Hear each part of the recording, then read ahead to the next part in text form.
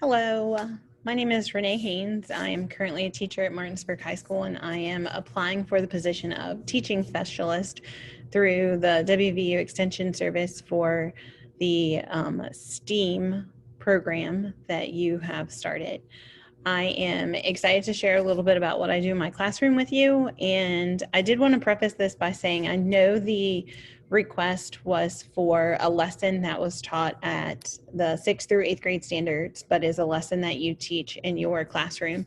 And I had to do a little finagling because I teach high school. I've only ever taught 9th through 12th grade. I've not taught middle school before. So I did read through the middle school standards, and I pulled out standards that went well with activities that I also incorporate in my classroom. So they are 6th through 8th grade standards, but they are activities that I've used in my 10th grade biology classroom. So first on my screen, you can see I have up this taxonomy and phylogeny PowerPoint. And we just do a quick little overview about taxonomy, or how organisms are classified based upon their structure. And we do talk a little bit about how we've started to figure out that classification is based upon DNA more than it is anatomical structure, now that we have that technology developed to understand the DNA of different species. We walk through our classifications from domain all the way down to species. And I give them this picture of a phylogenetic tree, and we talk about this as evolutionary relationships and how these relationships have changed.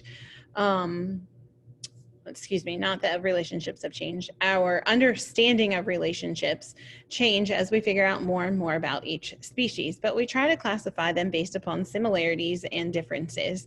And so we can see in this picture that once the vertebral column was developed, the lancelet is now considered an outgroup, and it's kind of separate. It was the first species, and so we can tell it's the oldest also because it goes back to the beginning to this node here. And then as we work our way up the list, we see more recent evolutionary characteristics in our species. Now, lampreys, tunas, salamanders, turtles, leopards, they all still exist today. So just because jaws evolved doesn't mean a lamprey no longer exists. But a new evolutionary characteristic would be jaws. And now from that, we've got this species called the tuna. How I incorporate this into the classroom and what I get the students doing is we talk about dichotomous keys as ways to identify this. And we discuss that in biology. When a scientist goes out into the field, there's no little placards, no little signs on the trees or the organisms that they're looking at saying, hey, this is what I am. And they have to use their observation skills and these phylogenetic trees that other scientists have created to help identify those salamanders. And we also use these things called dichotomous keys.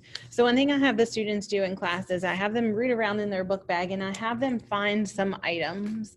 And they might find a pencil or a pair of scissors. They always have cell phones in their book bags. They're probably going to have a mask this year in their book bag. And in class, I have them work with partners to design a dichotomous key. Before they design it, I give them this example of a dichotomous key. So here we talk about our 4 species here. We can see there's spider, bear, turtle, 3 species, spider, bear, turtle, and we have these sets of questions. So if we were talking about the spider, if this was the specimen that we saw in nature, we would read this key starting at question number 1. Has a hard exoskeleton or does not have a hard exoskeleton? And it tells us over here which question to go to. Has a hard exoskeleton, we go to question number 2. Has 8 legs or has 6 legs? And this one has 8 legs. So our answer, our identification is spider. Then if we looked at the bear, it has no hard exoskeleton. We start back at question number 1, and that tells us to skip question 2 and go to question 3. Has wings or does not have wings? Go to question 4. And then has fur or does not have fur, and it's a mammal. In this case, it's a bear. So with this example, I ask students to take their items they found from their book bag and create a dichotomous key to identify those. And that requires them to look at the features of their items, figure out their characteristics, and put them together in these sets of statements where only one answer can be correct. Either it has a hard exoskeleton or it doesn't. Either it's capable of cutting paper or it isn't, right? So we start separating our organisms or our items by their characteristics and make this key. Once they've done that, once they've made that key for themselves, they're going to work through this dichotomous key that I have for salamanders. This picture here shows a cute little salamander, and they can see some characteristics of it. We're going to move our salamander over so we can read our dichotomous key. I had to make this virtual last year for students, and I kind of like the virtual version, except we got to move the picture out of the way. Okay, so number one, hind limbs present or absent.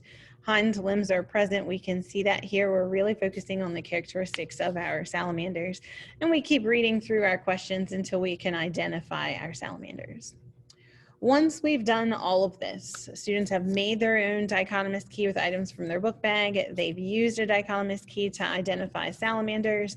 We're going to try to bring everything together. And the first thing we do to bring it all together is to go on a salamander hunt. We go outside to some woods that we have behind our student parking lot, and we dig underneath the rocks. It's a nice, cool, moist environment, which salamanders like. So they're going to dig under rocks, find some salamanders, and then they're going to use that dichotomous key to identify. Remember, in nature, there's no little placard that says, this is what you're looking at. You have to figure it out. So they'll look at the characteristics of their salamander carefully. We're not trying to kill these salamanders. We are going to capture, observe, identify, and release. And then they're going to keep a tally in their groups of how many salamanders they find and what types of those salamanders they are finding. Once we finish our hunt, we come back into the classroom and we work on Google Sheets to make a graph. So we're tying in some of our math skills here. We're going to make this graph on Google Sheets of their class data, their group data, their class data. I teach 4 sections this year of biology honors. It depends what year it is, if I have 3 or 4 classes of it. We put, I'll gather up all that total data and they'll add that to their graph. And then we'll also look at past year's data and see how the number of salamanders has changed from one year to the next. And then they'll predict a reason as to why that change has occurred. If salamanders went up, why they think that could be, if it went down, or even if the number of salamanders stays pretty constant from year to year, why do they think that is?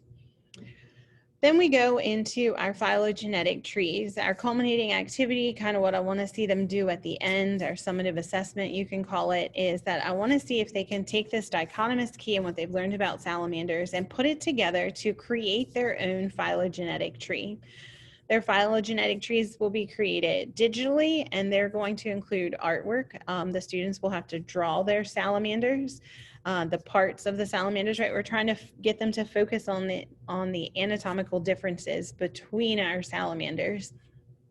Like one of our questions we saw on the key was, do they have hind limbs or not? And they're going to try to figure out the order in which the characteristics of those salamanders might have occurred. For example, one thing I'm really looking for is some of the salamanders have external gills, like an axolotl.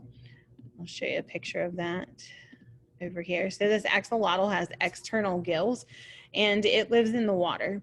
So if we've got an axolotl versus this salamander, I don't remember which one this is off the top of my head. If we have this salamander with no external gills, what do you think evolved first?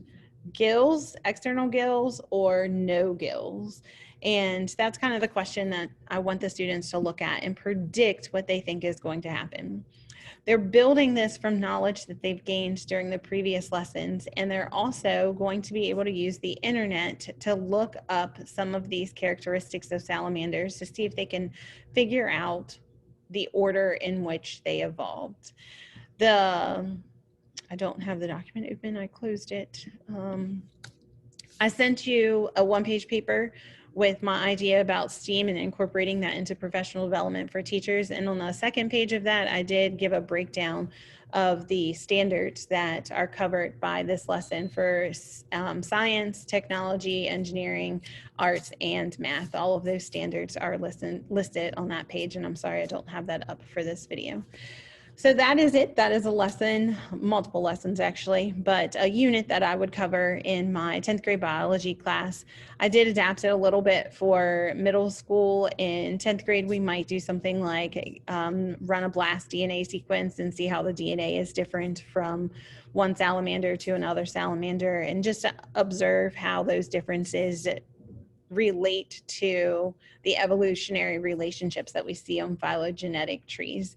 But this is a lesson that I think would be appropriate for middle schools and gets the students up and moving, gets them thinking, gets them creating, got some drawing, some math skills going on, but it's kind of the whole picture of everything that we want our students to be able to do when they leave our classrooms, is to create something of their own using information that they have from previous lessons and previous knowledge. I hope you enjoy, and I look forward to seeing you for our interview on Friday.